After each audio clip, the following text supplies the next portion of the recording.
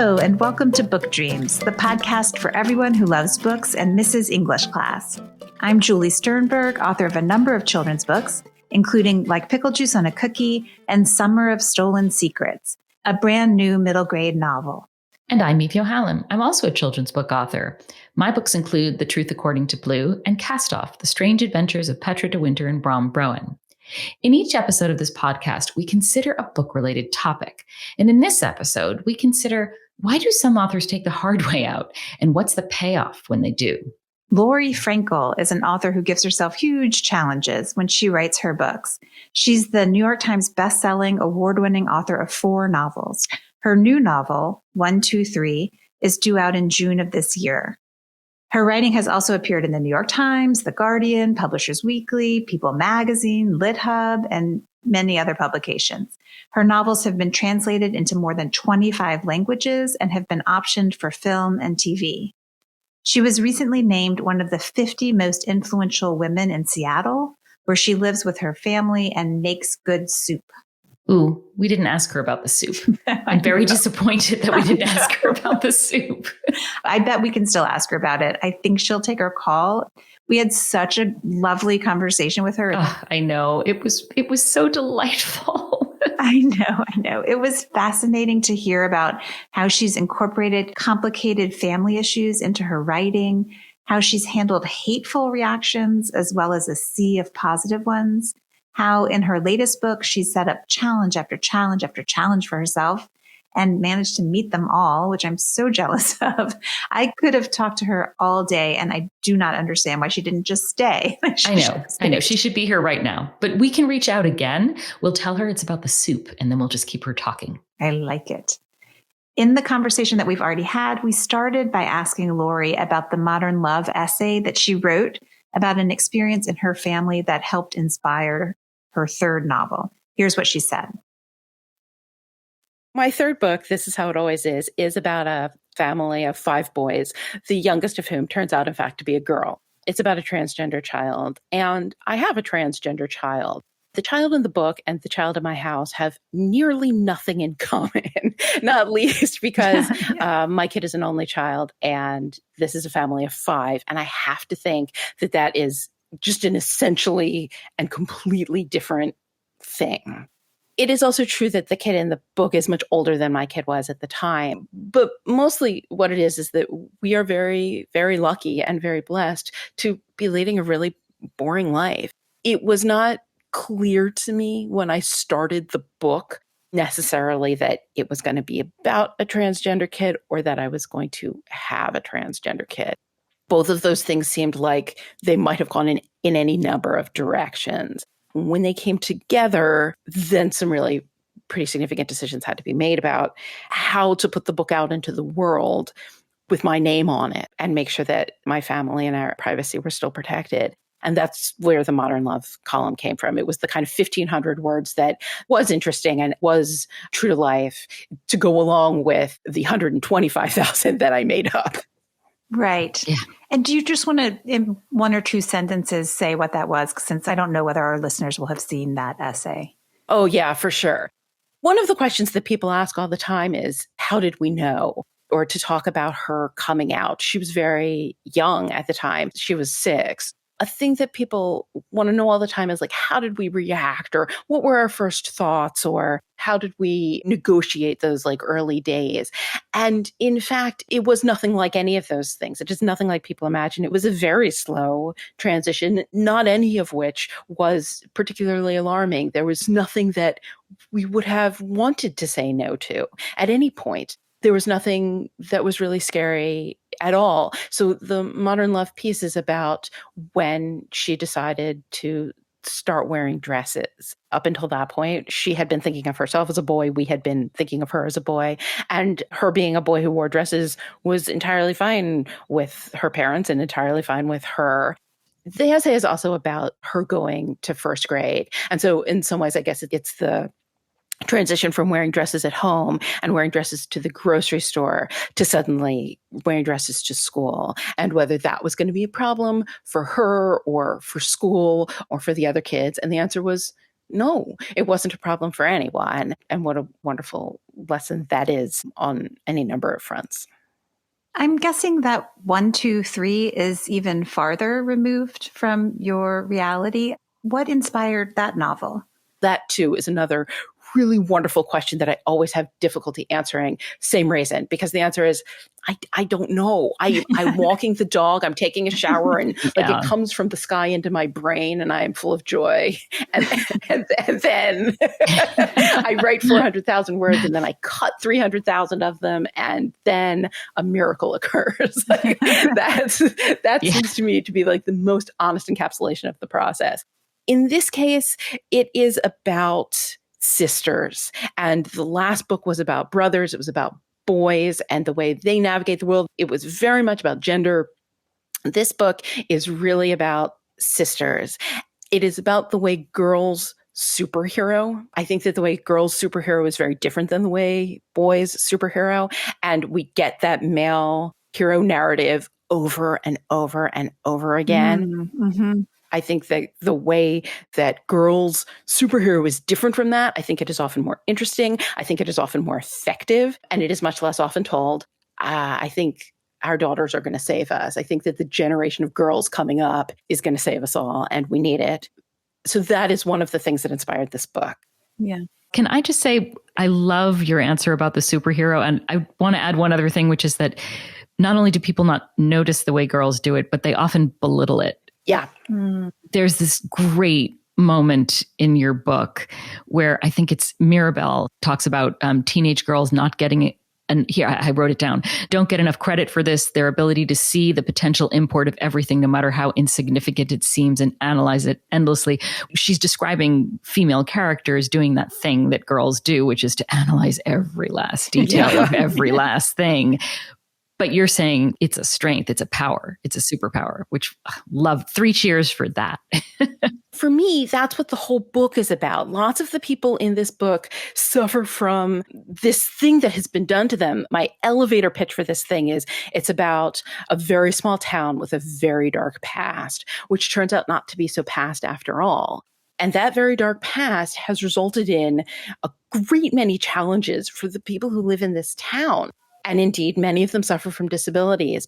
Those two, I think, are often sold short, are often suggested to us as being negatives, when in fact, these girls want to say, no, these are strengths. This is what makes us so amazing. Look what we can do. It's going to take 400 pages. It's going to look like you're used to seeing, where it's this, very strong, very lone man who takes care of things all by himself. And that's what makes him remarkable. Girls carry as they climb. Girls find strength from one another. They aren't going to look necessarily like what we think superheroes are going to look like, but that's why it works. One of the things that I think is so interesting about the superhero genre is that there's so much destruction in their wake. It's like, great news, I've saved New York City. Like, never mind about these 400 innocent bystanders who got crushed by cars along the way. Look how strong and impressive I look in my spandex. And that's, I don't even know if it's an appealing fantasy, but it's certainly a fantasy. And so I wanted to tell a different story. I love that. The other thing that I guess I will say in a more literal what inspired this sort of a way is Nathaniel Rich wrote an article in the New York Times in January of 2016 that I read about a small town that was downstream from a chemical plant that was polluting their water. And the lawyer who took on that case and proceeded to take on that case for 2 decades and counting. That article sparked something in my brain. I could not stop thinking about that. And once I could not stop thinking about it, I started seeing it everywhere, because though in fact the article was remarkable and the lawsuit was also remarkable, that story of this corporate entity is polluting. And we know that this is happening, and we know the terrible things it is doing to the people who live downstream, literally and metaphorically, but we're not stopping it anyway, is something that I see every time I open a newspaper now. Mm-hmm. And that is at once very inspiring in a kind of literal way. These people who are doing these epic, epic battles. And it is also something that I felt these are really important stories to tell. I love the way that Laurie sees and conveys the people who are fighting these epic battles. It manages to be both firmly realistic and to give a sense of the mythic.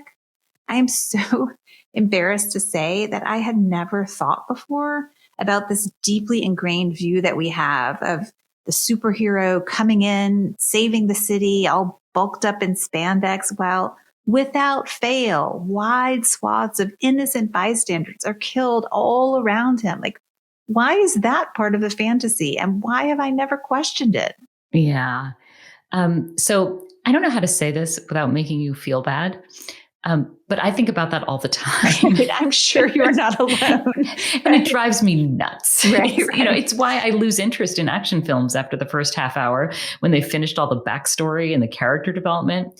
It's all part of that exceptionalism myth. The lone man who's better, smarter, stronger than everybody else, which is why he and he alone can save the world. But it's also why the lives of the unexceptional don't matter.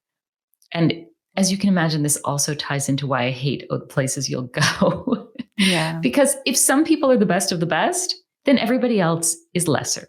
And there are huge political consequences to that kind of thinking. Yeah, it's so much better to shift the way that we think. It's a really fascinating shift in thinking, I think, for me, because I grew up and really I was sort of raised on this notion of like, how are you special? How are you special? I know I'm not alone in that. And I never really thought about what that means about everyone else as I pursued trying to be special. I never really thought about the negative consequences, but they're real. Well, negative consequences in terms of other people, but also I think all that, how are you special? Makes a person really anxious, right? That's where the secretly believing I'm not so special becomes a problem. Right, or like, God forbid you don't cure cancer and you just have a normal life as a contributing member of society with friends and family members you love. Like, and that's some sort of failure, right? Because you're not saving the world. I don't know what you're talking about, anxious. What is this anxiety you speak of? I know. Well, I'm talking about other people, obviously, Julie, not you, not me, but you know, it's just damaging on both ends, this idea of exceptionalism. Yeah. Laurie's book is helpful in that regard, as in many others. The next thing we talked to her about is why she set up so many obstacles for herself when she was writing 1, 2, 3. I feel like you set yourself up with so many obstacles for this book. So many. Like, you take on the very challenging topic. It's told from the perspective of 3 different characters, which is hard. And not only that, but one of the characters has, as it's described in the book, a body that doesn't work like people's bodies on TV, and one has a brain that doesn't work like people's brains on TV. So, you know, like, A, are you a masochist? And B, like, how on earth did you manage to pull this off? Because you did. You know, these characters are brought very persuasively to life and the story is compelling. But how did you do that? Okay. I love that question. And it's really, really funny. And masochist might be the answer. Some of it is that I couldn't see it going in. I didn't realize that it was going to have to be that way. I think if I had, I would never have undertaken it because indeed it sounds mad. It's too steep a hill. I think looking at it from the bottom, I would not have elected to go on that hike. I can't see it from the bottom. So unfortunately or fortunately, I don't know. In an interview after you wrote your second book, you said you didn't read your reviews. Even in a sea of positive reviews, one negative review would stick with you, which is so relatable. Totally. So you chose to be blissfully unaware of reactions. And then in an interview after your third book, This Is How It Always Is, about a transgender child, you said that every morning you were receiving hate mail, that it was just unavoidable. So what was that transition like for you, and how did you come to terms with it? Yeah, I mean, it's interesting that you ask it that way because I would say I have stuck to that and never looked back. I do not read reviews. I don't want to know.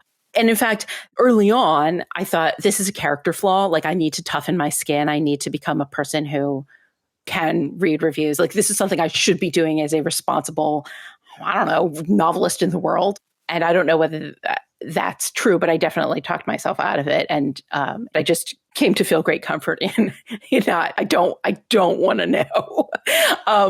It's interesting because the hate mail was mostly in response to the Modern Love piece, some other things that I wrote and some other pieces that came out about the book, but all of that happened before the book actually came out. And so there was a lot of nastiness in my inbox. There was a lot of nastiness in my social media. I learned how to block whole swaths of people on Twitter, which proved useful. Yeah. But all of it was in response to me as a person. Well, I should say me as a person, me as a mother. The fact that I had written this book was really, really irritating and offensive to people. But none of it was about the book itself. And here, I think, is where you get really into the author psyche, which is that didn't bother me nearly as much as a review that's like, I loved this book. This book was so fantastic. I did kind of wonder why she did this thing and, in this part, but otherwise I totally loved it. And me walking around for months on end thinking about that one thing that somebody wondered about. Why didn't I do that? Exactly.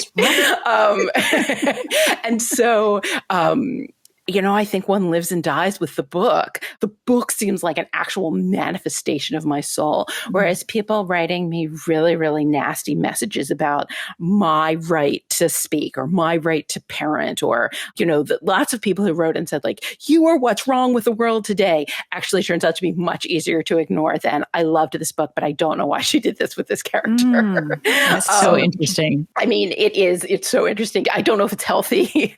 I don't know what it says about me, but it is definitely true.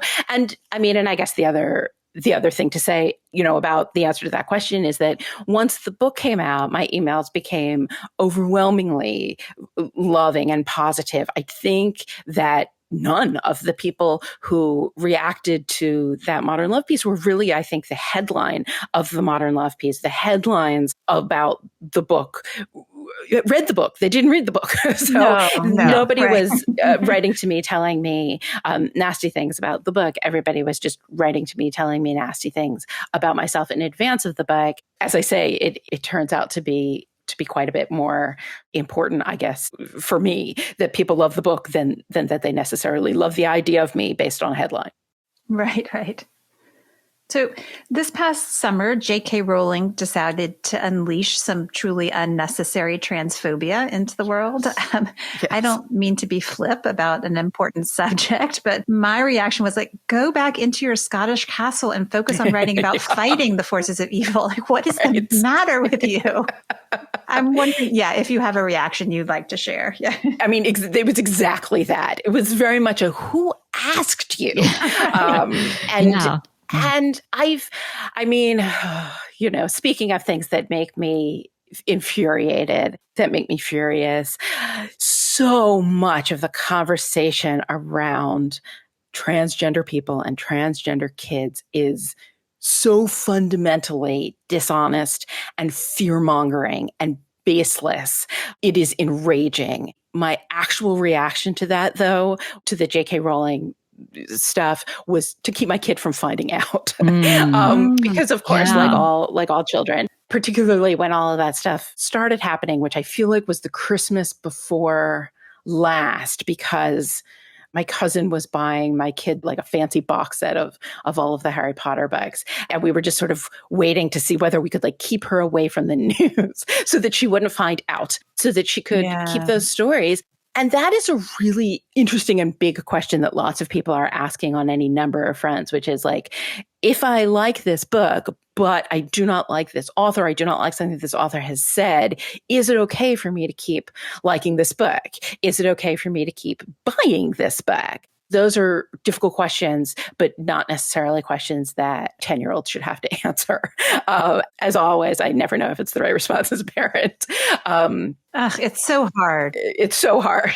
It's so hard. And the question about, there's so many different examples of artists who are horrible human beings making great art and what to do about that. Yeah, but right. Yes, when you add in the child piece, it's almost like, as an author of children's books that are maybe uniquely loved, you should just keep your opinions to yourself, because it's not okay.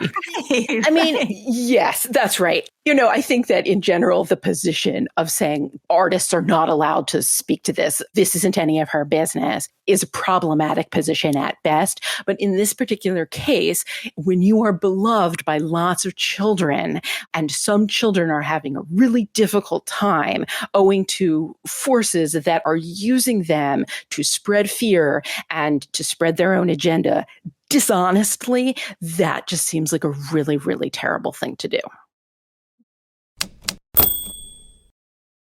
Can we go back to the topic of Laurie's hate mail for a second? I love that she found it so easy to disregard the truly nasty things people said about her as a person and as a mother. But it would really have gotten to her like deep down if they had said something negative about her writing. I know. I so relate to that. Maybe to non-writers that seems strange or counterintuitive, but not to me. Oh God, no, not to me either. I mean, the way I think about it is if someone has read my book, then they have a valid, informed opinion about it. So if they hate it, maybe I really do suck as a writer. Yeah. But whereas with the personal stuff, we've never met. They have no idea what I'm really like. So why do I care what they think about me? I want people to like my books, and I don't really care that much whether they think I'm doing a good job as a mother, as long as my daughters, my husband, and I think that I'm doing a fine job as a mother. Yeah. Anyway, it is interesting what the brain does with weighing the positive and the negative and sort of giving the negative ones so much power. The brain is so unreliable in that way and in other ways too. We talked with Laurie about a kind of similar phenomenon because one of the themes of 123 is the unreliability of memory. So we asked Laurie why she chose to explore that topic. That came out of the book itself. When something really terrible has happened to you, has happened to your parents, your ancestors, has happened to your town, there are all sorts of negative repercussions of that. As we know, trauma takes lots of forms and often is generational and intergenerational. But one of the ways in which that manifested that I didn't think about until I started writing these characters is that it takes away memory, in part because so many of the people who were subjected to this trauma didn't make it. And of course, they took their memories with them. And then the people who are left get all of their happy memories, their good memories, and the memories that are serving them, those get papered over by the terrible things that came next. What it means to grow up in a town, in a people, in a world where memory has been compromised, when those tools for here's how we surmount difficulties, here's how we get over trauma, here's how we use this trauma to power us going forward. Without those tools, that is another significant disadvantage. And it is an invisible one. And it is something that I think we don't talk about a lot and we don't even notice. Yeah. So another question about 123. There's a tension throughout the story about Bourne, which is the town, the fictional town where the story is set. It's hell and it's utopia.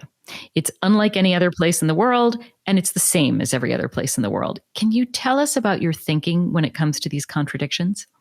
Yep, that's perfect. I'm thrilled that you noticed. Oh, good. We got it right. Yay, hooray! Good job. You get an A. That's exactly how I would put it. And that was exactly my intention. So one of the things I went into it with is teenagers always think that they have to get out of their town and their town is boring and their high school is full of losers and what is out there in the rest of the world is so much more exciting than what you have at home. This is the state of being 16, I think, not necessarily anything about this town in particular. And so I wanted to look at all of the ways in which this town is indeed very unusual and very anomalous and has had some truly terrible things happen to it with truly devastating effects, and also the way it is exactly like everywhere else. And growing up there, one would feel as if one were very different and very isolated. And so the revelation that, yes, that's true, but actually it's true of every place else as well,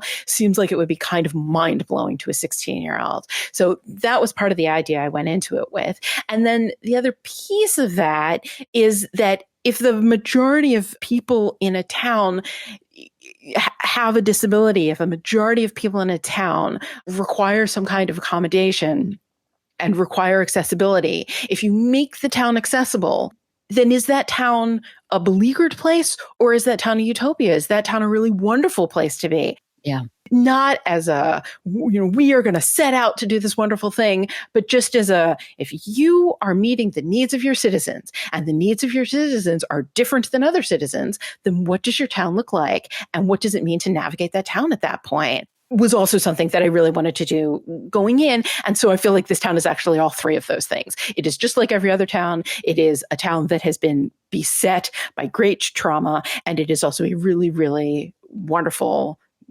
place to live, particularly for the people who do in fact live there. And the fact that something could be all three of those things at once was astonishing to me. I love this recurring theme of seeing strengths as weaknesses, both in the characters individually and in the town as a whole. It reminds me a little bit of this time that we're going through now, because it's been so devastating in so many ways. But I'm trying the best I can to kind of see some of its weaknesses as a kind of strength. For example, this keeps coming up for me lately as things start to reopen. We haven't been able to do anything practically, right? That has been bad. Mm-hmm. But it's also given this kind of pause to assess and think about, like, how do we actually want to spend our time, and how much of the frenetic quality of life that we had grown so used to do we want to let back in, to the extent that we can continue to choose? Like, how much of our time do we try to keep protecting? Yeah, I'm afraid I've already answered that question for myself, and not in an intentional way, just a sort of default, can't stop it kind of way. I've let back in quite a lot of frenetic activity, and I wish I hadn't. And I want to think about ways maybe that I can reverse that. Yeah. The question in the book that I find most tantalizing is when Laurie said, if you're meeting the needs of your citizens and the needs of your citizens are different than other citizens, then what does your town look like? Yeah. I'm carrying that vision with me, the idea of a town that meets all the different needs of its citizens without judgment, without any kind of hierarchy. Just, if you need a wheelchair and I can only stand to wear yellow and eat foods that are yellow, then you get a wheelchair and I get to wear clothes that are yellow, eat foods that are yellow, and nobody makes a big deal out of it. And we both go on with our lives. Yeah, that's a lovely vision of a town. Yeah. And that's it for this episode of the Book Dreams podcast. Thanks so much for listening. Please subscribe if you haven't already. And if you like the podcast and think someone else would too, please rate and review us on Apple Podcasts or your favorite podcast player. Be sure to let us know if there's a book-related topic you've wondered about, and we'll try looking into it in a future episode. You can reach us for that reason or any other at contact@bookdreamspodcast.com. We're also on Twitter at BookDreamsPod and on Instagram at BookDreamsPodcast. You can find Laurie at www.lauriefrankel.net and on Twitter at Laurie_Frankel. Many thanks to our producer, Gianfranco Lentini, and to our theme music composer, Maya Polsky. You can find Eve at eviohallam.com and me at juliesternberg.com. And check out the podcast website, www.bookdreamspodcast.com. Book Dreams is part of the Podglomerate Network and Lit Hub Radio. Until next time, happy book dreaming. Happy book dreaming. Come listen to Book Dreams with Julie and